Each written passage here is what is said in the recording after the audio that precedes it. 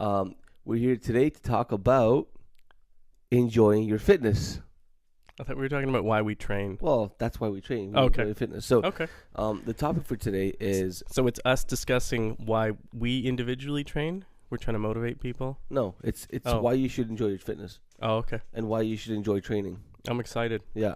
So See, the I reason prepared a very narcissistic, egocentric sort of spiel about this. Now I have to talk about other people. Okay. Okay.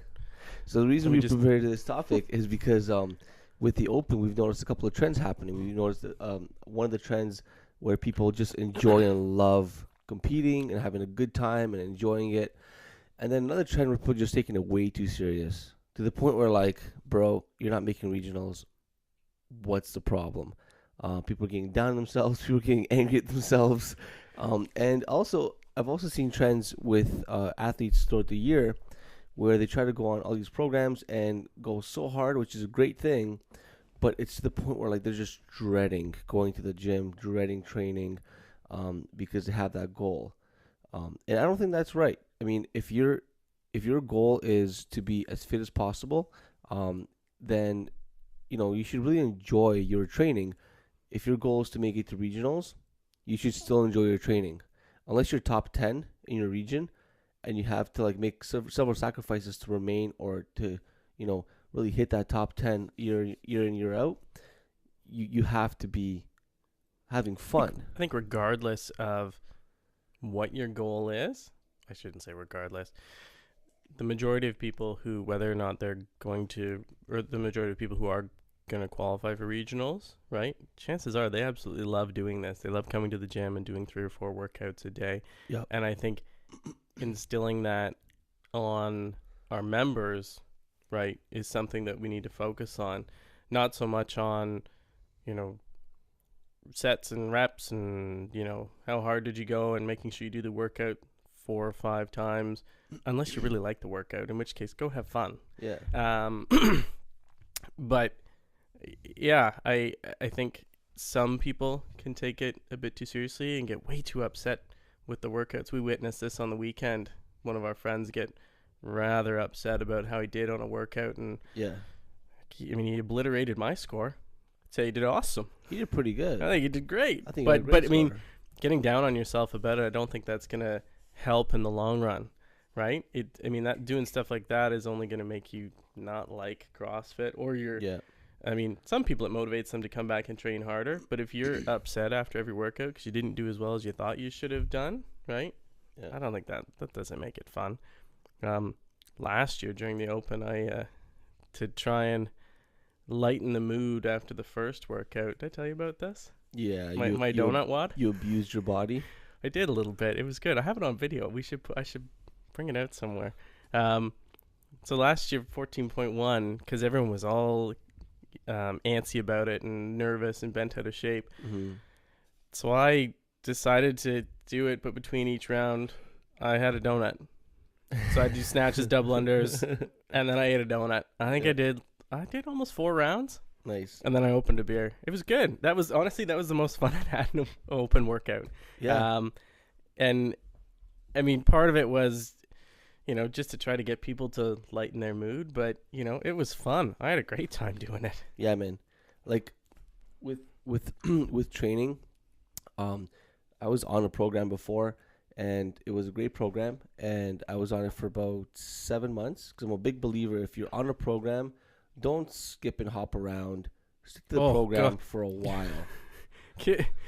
Huge pet peeve of mine of people who will do a program once and then jump to something else, or get halfway through it and go, I don't have the time commitment to actually finish this program, so I'm going to start something else new, and then they never finish any of the programs. And I'm with you. Like, whether you do Wendler, Spencer Arnold's 713, whatever, Yeah. right? You should do it like 3 times, right? Before you make any judgment call as to whether or not it's right for you. 3 times, like 3. Do it 3 times through. Do the same program 3 times through. What do you mean? What does that mean? So Spencer Arnold's program is 13 weeks, I think. Right? So do 3 of that. 3 13-week programs. Yeah. The Yeah. same one. The thing Over and is, over and over again. most people don't have that commitment. But And you don't have to do that all which is over and fine. over Then and I'd over say again, just come out and WOD. but Just throw down. Not over What and do you over do again, the but like crazy for strength example, stuff if for? if your weakness is weightlifting, go on a weightlifting program for 3 to 6 months. Don't go on a weightlifting program for like a week or a month. But do the same one. Don't do different stick to ones. the same program, because that program is going to have progressions and it's going to get you to a certain point. I see people doing like Outlaw and then jumping over to like Invictus and jumping over to Ben Bergeron's program. They're all fantastic programs because they have a point. Like, you can't just jump over from program to program to program and expect to get good results. But we're on a tangent now. So tangents are fun. back to the having fun with training. When you're on a program, sometimes some programs can be very boring but effective. And if your goal is such a goal that you have to get, or you want to get to a certain level, whether it's strength or conditioning, whatever it is, then I say stick to that program until you get your goal. But don't stick to a program long enough where you start hating training. Does that make sense? Mm-hmm. Like, if we should enjoy training, right? You should enjoy doing your strength program, as long as you know that there's a. I think as long as people know there's a purpose to it, and as long as they're seeing some type of a gradual progression, right? With most training, like, so physiologically, the way training works is, right, you overload your body, right? So you actually drive it into the negative a bit, Yep. and then you give it a rest week, and then it'll recover, and you get super compensation, so you recover to better than what you were before. So ideally, well, if you don't, then the program's not working. And at the elite level, it's going to take a long time to get like 3 or 4 pounds heavier, yeah. right? Well, For a new member who's just started, who wants to get, we'll say, semi-serious about it, right? Like, they're committed, they want to come in 5-6 days a week, they want to do an actual strength program, focusing on squats, pressing, whatever. Yeah. If you've never done a strength program before, physiologically, you should see adaptation happen pretty rapidly, and by pretty often too. Yeah. But what will happen, you'll hit a point where you're training, as you train hard, right? You actually drive your body into the negative, right? Mm-hmm. Once you give it that rest week, then it'll bounce back up. So making judgment calls as to whether a program is working for you or not in the hardest phase of a training program, right? Like talking to a coach who knows what a strength program looks like. If you feel like crap, right? And you talk to the coach and they say, well, you've lifted 5 times this week, right? This is a huge volume week. Next week, you're going to recover. Yeah. Tell me how you feel at the end of next week. You should feel like crap right now. Yeah. Right? Yeah. So making sure you understand your strength program is key. Right? And I think that'll keep you much more positive and happier with training if you know that, hey, this is supposed to happen, right? Yeah. If I get through this, I will feel better next week. And at the higher levels, sometimes that lasts several weeks where you feel like crap. Like, well, at the higher level, you'll train a while. At the higher level, you'll train for 12 months to get 5 pounds heavier. Yeah, yeah. Right? Like, but there are times where, like, you know what, you'll feel like crap. You have a recovery week, you still feel like crap, and then in your second or third week, you'll feel better. So, like, you got to keep that in mind. Like, you're supposed to feel that way. You're supposed to feel beat down. You're supposed to go through hell in order to come up on top, right? As far as staying positive with training, what are 2 reasons why you train still? I mean, you train a lot, right? So obviously you like doing this, or at least I hope you like doing this. A lot isn't overstated. No, sorry, not a lot. You quite enjoy training. I love training. If someone says, hey, let's go out and lift, you're always the guy who smiles a lot and says, yep, let's go do that. That sounds awful. I mean, amazing. Yeah, I love it. Right? Yeah. So what are 2 reasons why you do that? I mean, it doesn't have to be, overthought. Just give me 2 reasons why you like training that make you smile. First reason is I feel good after I train. Cool. And I feel good. Endorphins? I feel good training, and I feel good after I train. And the second reason is I love pushing myself to the limit. Yeah. Like, to see what my limits are. Even though, like, lately my training's been pretty crappy, and, like, I've been so, like, crazy swamped. But I like training according to my relative limits, which means, like, if I'm not stressed, I'm eating well, I'm sleeping well, I got time to train all day, my limits are up here. If I am extremely busy, have like half an hour to train a day, my limits are down here, but I still like testing those limits that I'm at, right? You actually bring up an interesting point with that, and this is something that I think beginners need to understand as far as where your like your, I guess how you put it, your limits on any given day. Now I learned this not through strength work or through training, but through working at my office was a chiropractor. So I was having a bad day at the office, and one of the senior guys at my office, he sat me down and he sort of said, you know what? He's like, it doesn't matter. How did he put it? He's like, everybody has bad days. Yeah. As long as on any given day you're giving your best, right? That's what matters. And That's your what best matters. and your best will change, right? Yep. If you haven't slept, if you've had a bad day, you know, emotional stuff's going on, your best isn't going to be as good as it is if you've slept a whole lot, you've eaten healthy, and That's everything's right. good in your world, right? That being said, the things that are going to make you, in my case, I mean, the things that are going to make you a good practitioner, right, is whether or not I give my best on any given day. And if I can go home knowing that I gave my best, right, that's what matters, I right? think So with training, the same thing applies. Is Absolutely. you know, if you can have a bad day, as long as you come in, you give your best, you do the most intelligent thing for you, right? That's what matters, right? And that's the I stuff agree. that'll keep you coming back and make you happy about training. I agree. I think for me, the most important thing that I've learned in my long time of training, because I've trained for a long, long time. I've been training since grade 10. What's that? 14, 15 years old? Yep. 15, so I'm 32, 17 years. And I've been blessed to have like mentors that like started me off from the beginning very, very in a very solid path. But and my training's never been like super elite. Like I've never like surpassed the best or anything like that. But I feel like the most important thing that I've learned in the life of training, like you said, is being consistent, doing the best you can on any given day. And if you can do that day in, day out, if you have a bad day, it doesn't matter. It's the best you got that day. And you forget about it the next day, you continue on tomorrow. And that's probably the most important lesson I've learned, because success is consistency. Totally. And I believe that firmly in life and business and training. I think that applies to everything Yeah. in life. Like it applies to business, it applies to like a family, right? Like all of it, doesn't matter what it is. The more consistent you can be with something Sure. and consistently work at it, right? That's when you see results. I You can't- obviously have to do the right things. If you're consistently Yeah. doing stupid stuff, Well, right, yeah, you're going to obviously. consistently fail. But I can't be like the best dad one day and then be an asshole the next day, and No. then an okay dad the other day, an asshole next day, and then the best dad on Sunday. Like I gotta be consistently I gotta do my best consistently, depending on situation, whatnot, day in, day out. I think just being there Yeah, consistently makes a huge difference, Sure. right? And same thing with training, right? So if you're consistently at the gym, you're going to see consistent gains that are going to gradually happen over time, right? absolutely. Today But I if didn't want to you're, work out at all. I Did had, you? I did, yeah. I had a basketball tournament and my team lost every game. We sucked. But I didn't want to work out at all. And I got to the gym. I got there early and there was no one there. And I just didn't even warm up. I just thought of 4 things coming to mind. I did burpees, wall balls, box jumps, and a 200-meter run. You just wanted to punish yourself? No. And it was 15, Burpees was the first thing out of 15 his reps. mouth. No, 15 reps plus a Yeah. 200-meter run. 2-minute reps between rounds.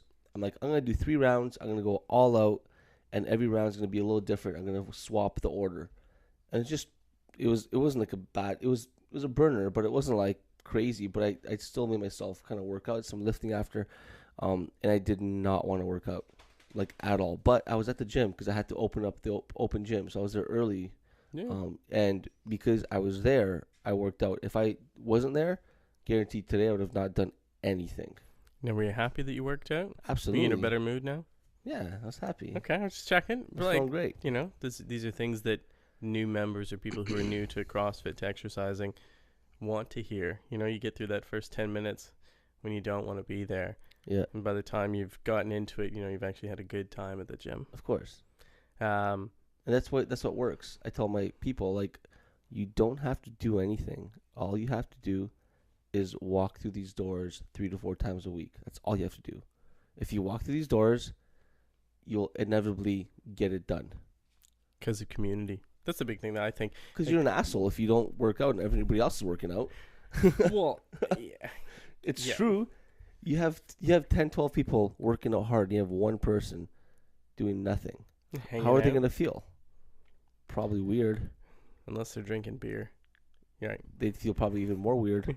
Um, now, as far as the open, like, because we're all about making sure people are enjoying doing the open. Yeah. How do you get people to? How do you manage people's expectations? Because I know there's some people, as far as being in the open, right? Like they're so dead set on doing RX. There was someone at my gym today who came in to redo the workout just to do it. Mm-hmm. Did it scaled because when they did it RX 15.4, they got 2 reps. Mm-hmm. But it was I have to do RX, right? They're so wound up about doing RX. Then instead of redoing it scaled so that they get a decent score and have a decent workout, they put in their 2 rep score RX. Yeah. And weren't overly happy about it, right? So as far as dealing with that, like, I mean, I look at that and go, you should have done the scaled workout right afterwards. Well, yeah, I agree with that.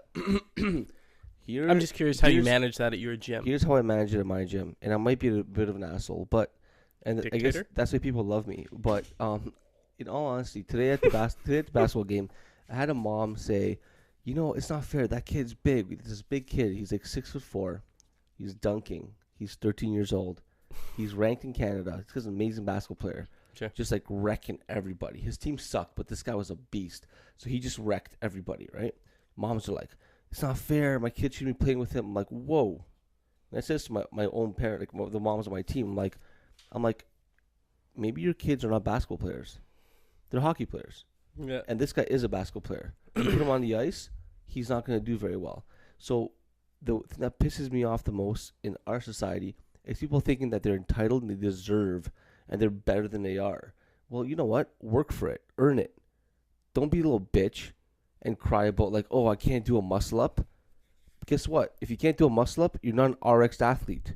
If you can't do a handstand push-up, you're not an RX athlete. Next year, if you can't do a handstand walk, you're not an RX athlete. And that's the way it is. Because it pisses me off when people complain about not being able to do RX when they haven't worked for it. Agreed. It's a joke. It's a joke.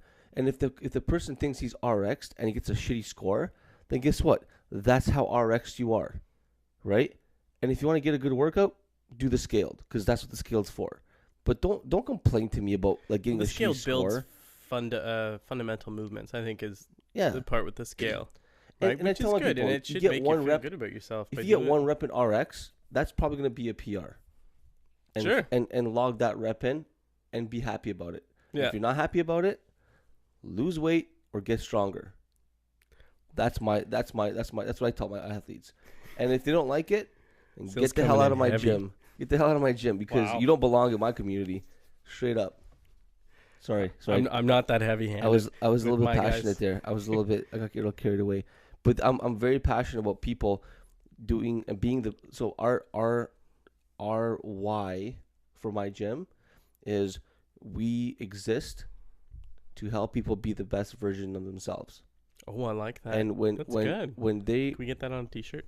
Yeah, sure. And when people become little like sissies and like make excuses for themselves and become weak, that is unacceptable in my gym. Unacceptable. And people know that. And they wouldn't dare come and complain to me about that, because just look at them and I just walk away.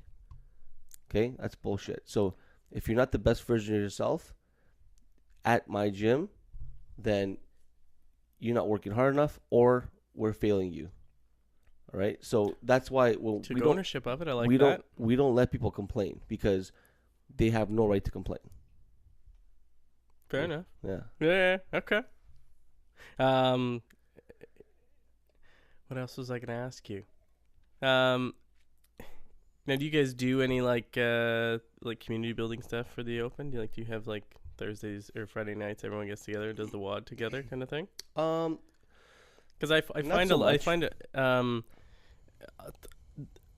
the larger gyms, or even the well-known ones down in the U.S., they tend to do that. It's like let's get everyone together. Let's we don't organize it so that everyone can do the Open workout together, which is a great community builder and a great sort of I guess way to get you excited about doing it. Yeah. Because again, doing the Open should be about having fun. Yeah. Right. And working out should be about having fun. Mm-hmm. So do you guys do any of that stuff? No. Friday night we do the Open. but it's not like a Friday Night Lights, or it's not like anything like that. It's like we have 3 classes Friday. You come and do the open. Sure. Having said that, I see that as gyms grow, you'd have to kind of make, okay, Friday 3 hours, have a sign up sheet and saying, okay, you guys have to sign up for an open workout. Everybody come support each other, and kind of, we'll have like little, every 20 minutes we'll do the workout. And you think that's good? I think that's good. I think that it helps for you as a business owner be more organized. I think that I'm on the cusp. I feel like maybe for 15.5 I can do it, because I could see it's really tough juggling scaled RX each class. Sure. Especially for the redo Saturday morning and then the open gym Sunday. Like it gets pretty tough. So I feel like that's a good approach. Sure. And it's fun, but the problem with that is, logistically, people might not be able to make certain times. People might cluster at one time. So there are issues with both approaches. In terms of building community, I guess I feel like those events kind of show off the RX athletes, and make people want to become more RX like them. So there's good and bad with that as well. When people like watch RX athletes work out, they're like, "Oh, it's amazing! I want to do that. And I'm gonna try RX," and then they just get 0. Or it motivates them to do the accessory work and the Yes, foundational and that's- building, that's- right? Like that's the thing positive I side. at least try to encourage the RX guys at my gym to do is to engage with the members, the new members. We have one guy who's amazing at it, and he's happy to spend as much time as you want with people who want to learn from him. It's really good. Now, forget where I was going with that. No, so Whatever. that's the positive ranting. side. That's the positive side. Sure, what's the negative? Well, the negative side is that like people kind of want to jump the gun and want to be like your RX athletes, right? And you kind of just, and also the part of the negative as well is that like if a gym has few RX athletes, then they could be displaying the RX athletes and kind of negating the scaled athletes, which really are your bread and butter. Like 90% of most gyms are scaled athletes. Yep. And if you have like an incredible gym with like 50% RX athletes, well, those RX athletes are still not regional competitors, So I don't know. It's good and bad. I mean, I think that as a gym owner, it's good to play with it, and see how it goes, and pay attention. Use it as an experiment to see Yeah, if and- that sort of scenario would help to work to build. Yeah, and then also keep an open eye the entire time to see what happens as that competition or whatever the Friday Night Lights thing goes on. Yeah. And then reinforce the positives and kind of take away the negatives as best you can. But I think it's a great idea. I mean, I'm gonna definitely try it. I like it. Now, you quite enjoy your strength training. You have fun doing CrossFit. Now, why, from Sil's point of view, what's next for Sil from this? Or are you just gonna do CrossFit? Well, I'm just curious as far as like why you enjoy doing this, right? Yeah. What's next for Sil, right? Just CrossFit, competitive stuff, or are you gonna go off and become a lumberjack? All right. Competitive chainsaw. All right. So why don't we take a quick break after this, and we'll come back and I'll answer that. Okay. All right. Peace out.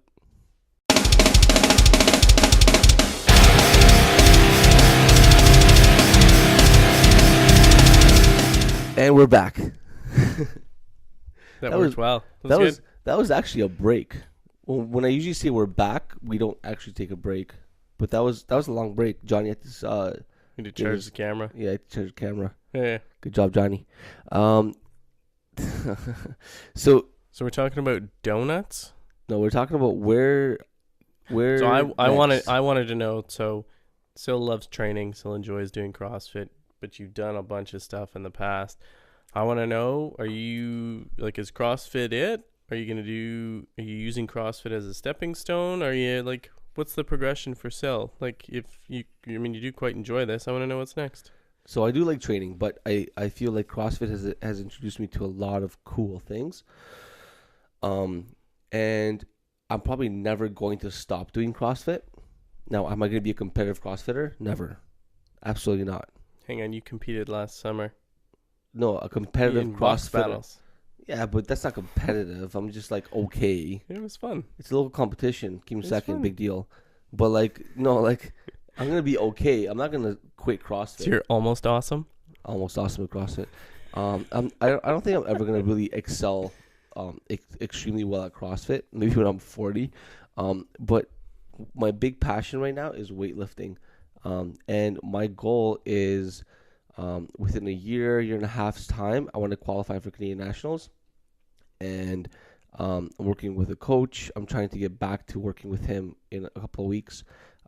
And my passion in all of CrossFit is weightlifting. Hands down. Snatch, clean, and jerk. All day, baby. Love it. Love the accessory. Love the snatch, clean, and jerk. The gymnastics is a necessity because I am so terrible at the gymnastics. Like L pull-ups, strict muscle-ups, handstand walks, all that stuff. Like, I'm just not, it's not my forte by far. It's definitely my weakness in CrossFit. And because it's my weakness, it's something that I'm definitely going to keep on pursuing. And I think that if I pursue it, it'll help my weightlifting quite a bit. Absolutely. And once weightlifting is done, the next thing after that is probably going to be powerlifting. Bench, deadlift, You've got how many and years squat. planned out now? What is this? Is this like the 15-year plan? No, this is the 5-year plan. Oh, good for you. Yeah. All right. My numbers are already pretty good. So like, in terms of like weightlifting and powerlifting, in 5 years I could be pretty, competitive. And in the meantime, still do a couple of CrossFit competitions on the side and kick ass. You can always do burpees. Dude, burpees are amazing for you. Yeah. Nice. So I figure if I focus on my passion, which is lifting heavy shit, and then focus on my weakness, which is body weight gymnastics stuff, while I'm trying to watch my diet as well, trying to like keep my weight down to like low 200s, then I feel like doing CrossFit on the side is not a big deal. I'll do a couple of sled pushes for a couple of weeks, get my conditioning up, and I'll be all right. Nice. Yeah. So that's my goal. Sounds good. Yeah. My goal is definitely not CrossFit. I like CrossFit because of the variance, and I like it because it's fun. And the competitions are just like, they're just cool. But for me, like a softball tournament or a CrossFit competition, same thing. It's just fun. It's an excuse Except to to drink get- beer after. Well, no, except at softball you so drink I beer. like doing them. You drink beer during, Right. and in No, don't CrossFit do that with competitions, CrossFit. That's a you terrible should idea. not. For those of you who have gyms out there and have WODs where you drink beer in between workouts and It's a shit, terrible or idea. between rounds, stop it. It's stupid. Don't drink beer and work out. Don't drink beer and lift. And the reason I say that is not because I'm an asshole. Is because I speak from experience. I've tried it. It's not a good idea. So don't do it with your clients. It's Donuts are fine though. donuts. Donuts are fine during a WOD. Hey, you know what? Experience it on yourself. So you know what? Go do a I've WOD. experimented with Go- that myself. It's good. Go do Murph every 5 minutes. Have a beer, and then see Oh, how that God. feels. And then Awful idea. and then see if you like to do that with your clients. You probably don't. It's stupid. Don't advertise it. Don't do it. Okay. After a long ass workout, you know what? If Lance Armstrong gets a beer, you get a beer. That's cool. That's fair. Totally fair. And to all those Lance Armstrong haters out there, you guys are jerks. He did a lot of good. Without him, He's arrogant, but he did a lot of good. he did a lot of good. Tons. There's the people he's helped with cancer and stuff, man. Come on now. Still repping it. Yeah, that's Still right. There it is. there. Yeah. Live strong, baby. Yeah. But you know what? Like people are always gonna complain. So whatever. Yeah. Yeah. People are gonna complain about CrossFit because like you gotta do muscle ups first. I like CrossFit. I don't know. I still come back to the reason I really do quite like CrossFit is the community aspect. The fact that, and I don't think everybody gets this, or people who don't exercise don't get this, but I like the idea of suffering with other people. Yeah. And not so much like, so my background was in cycling, right? So in cycling, you suffered together, but you were suffering trying to beat the other person, right? As opposed to most CrossFit classes, the ability level is so varied Yeah. that, it's you, or for myself, right? It's me versus like a 21-year-old, construction worker, or a 45-year-old accountant. We're all doing different weights, Or different a scales. 16-year-old AAA hockey player, Yeah, and you're kicking their asses. no, or whatever, right? But everybody gets to suffer together, and that sense of doing it like as a group, and like I don't know, you almost feed off that energy. And I think, like, even if I've had a bad day, I come to the gym. There's all these people around you, you know. Sure enough, most of them have had a good day, so everybody, you know, they're happy. They sort of elevate your spirit, and you go out and you suffer together, and Yeah. it's awesome. Like I really, I mean, that's why I keep coming back to CrossFit, and I really quite like that. And my goal was to try and instill some of the movement, or at least the intelligence of how to move properly, like all the stuff that I know in practice, right? To try and instill that in the members so that they, you know, can move better, Yeah. so that they can understand why we do certain things, so they'd be more apt to follow through on skill development, accessory work, what have you, right? Mhm. But at the end of the day, it's that group atmosphere, suffer together, that I absolutely love. And I never had that with any of the other sports that I ever did in the past. I always did individual sports, and as much as CrossFit is an individual sport, it's still done together, Yeah. right? Which is awesome. It is an individual sport, but one thing I like to say about CrossFit is when you go to your CrossFit gym, Mhm. it's not game time. It's Training practice. time. It's practice. It's like I played basketball my whole life. So right? you said a very interesting thing there. The sport of CrossFit, like if you want to do CrossFit needs to be treated like a sport now. And Yes. Dr. Spina, Our last podcast. he Yep. said that too, that Yeah. CrossFit, because of all the movements that are in there, you do need to treat it like a sport. So with a sport, Yeah. I mean, you train and then you compete, right? So making sure that you look at your training as though training. I mean, yeah, it's in a group atmosphere and it's fun and all Yeah. that, but taking the accessory work and the mobility seriously, because you are training your body so that you can compete. Yeah. And for a lot of people, that competition, and for myself included, partly why I really quite like doing CrossFit, is it's day-to-day stuff. Yeah. You know, your buddy's moving, right? You're going to go pick up a couch. Yeah. And you squatted a lot, so you know how to pick it up properly, right? So that's game time. That's competition time. Amen, brother. It's Funny it's thing, true though, right? we Like have I a- like doing CrossFit because like it applies to everything else. It's we amazing. have like a veranda on top of our gym. You saw it, right, Johnny? The top part, and it's pretty big. So like we got a couch to go put up top, and I wasn't home, so one of my clients was like, he lives like 5 houses down, and this crazy son of a bitch picked up the couch, put it over his head, and just carried it to my house. Put it in my garage. I got home, I'm like, oh, the couch is here. I thought he had help. And no, his wife's like, no, he's like, I can do it. I can deadlift like 5 something, and I can like squat like 450. I can carry a couch. So that was game time. Because he did it because he could. But And that's competition time, and and that's the that's part I right. like about it. That's the so you one take thing the I fun want out to of clarify. training and apply it to life. Yeah, one thing I want to clarify is your training as an average CrossFit athlete is practice. If you ever played a sport in your life, or if you didn't, when I played basketball, at practice, we did not go all out. We went hard enough to work on our skills, to work on our team, whatever, but it was practice. When it came to game time, we raised hell. So if it's a life situation, or if it's an actual CrossFit competition, or it's a pickup football game, and you want to put your fitness to the test, that's where you take the risks that you feel are appropriate, but you do not take the risks in the gym. Because if you do take the risks in the gym, you will not appreciate your training. You'll not enjoy training. Training hurt and training injured sucks. It's depressing. So if you're gonna take risks and be injured in the gym, you're an asshole. Okay? Take the risks in the game and do them in practice. If you're an NFL player, and you're getting hurt in the gym or in practice, then you're probably gonna get kicked off the team if it's gonna happen over and over and over again. If you're getting hurt in the game, fine, that's acceptable. You're going hard. You know what I mean? Like Yeah. in basketball, you get hurt in the game, fine. You get hurt in practice, you're an idiot. Unless it's an accident. But I mean, in the gym, there's no excuses. Absolutely no excuses. You listen to your body. You see how you feel. You do the best you can that particular day. You be consistent. You show up for practice. You enjoy your teammates, which are your CrossFit family. And then when it comes to game time, then you have the tools ready to perform.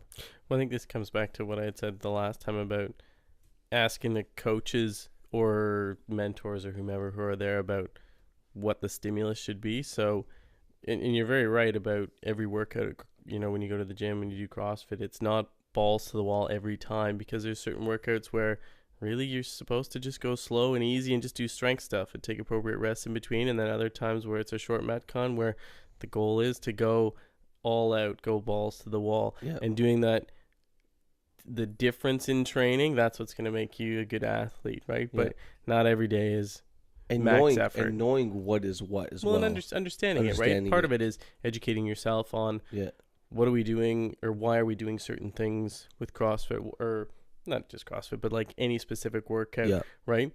Part of being a good athlete and doing CrossFit, you're going to become an athlete, is understanding why you do certain things, right? Like what's the appropriate, or what's the stimulus here, and what is that going to do for me? So educating yourself on, you know, the modalities and load that you're putting on yourself. And that's the job of the coach. For 99% of the time, that's the job of the coach. So if your coaches aren't telling your people how to move and at what intensity to move at, I know CrossFit is high intensity all the time, but it's also relative intensity. So, for example, like the other day, we did a workout that I believe was a 14-minute AMRAP. And a 14-minute AMRAP, I told people, you know what? I want you guys to move at 80% for 10 to 12 minutes. Like, just keep going through the motions, keep moving, move well. Don't take any breaks, 5-10 seconds, but just, don't go fast. Move nice and slow and consistent. And the athletes that want to move fast know what they're slow and consistent is not the same as the new beginners. And then the last like 2 or 3 minutes, I said, all right, if you have anything left in the tank, go for it. Right? And they got a crazy workout, but they were very consistent. They were slow, and being able to tell them, hey, 80% here, all out here, right? Strength session, they should know in the strength session if they're lifting and they're not taking enough breaks, they're not lifting heavy enough. So like if I'm doing they're not going to be able to lift heavy enough. Well they're not. Like if for example you're doing a building, I don't know, 5x5, right? And you're building up to a 5 rep max, and you're starting at like an empty barbell, then you're a jerk, right? They're not even. You're kidding yourself. So like they're not even trying, right? Sure. So if I say 5x5, I'm like you're counting 65-70%. That's your first set. So being vocal and being like adamant about what that means and explaining to your athletes if they don't know what the 65 or 70% is like, okay, on a scale of 1 to 10, 6 being difficult, 7 being hard, 8 being really hard, 9 being a kick in the balls, and 10 being I'm gonna die. Okay, so like giving them the parameters, I think is really important. Sure. So that's kind of the job. Cool. Yeah. So enjoy training. Have fun with it. Be consistent. Be consistent. Don't do stupid things. Don't get hurt in practice. Don't be an asshole. And remember. On that note. No, but remember, last thing before we leave is do the best you can that day. Eat well, sleep well. If you're stressed, that's okay. Guess what? You come into my gym or Adam's gym, and you have a bad workout, it'll be a better workout than you'll get anywhere else because of the environment and the community. All right? So enjoy training. Love it. Do what you love and show up. Right? Yep. All right. If you like the podcast, check out snatchesandscotch.com. Go to iTunes, give us a 5-star review. If you give us a really bad review, I'm probably just going to report it or delete it. Spam. Yeah. These jerks. Check us out on Instagram as well. Hit up YouTube, Snatches and Scotch on YouTube. Like some videos or whatever, write some comments. If you want us to do anything that we haven't done already, a topic covered, or interviewing a specific athlete or a person, let us know. Email or Twitter. Yeah. Twitter, Snatches and Scotch. Snatches Scotch at Snatches Scotch on Twitter. Email snatchesandscotch@gmail.com. But you'll see that all on the website. So check it out. And we'll see you later. All right. Peace out.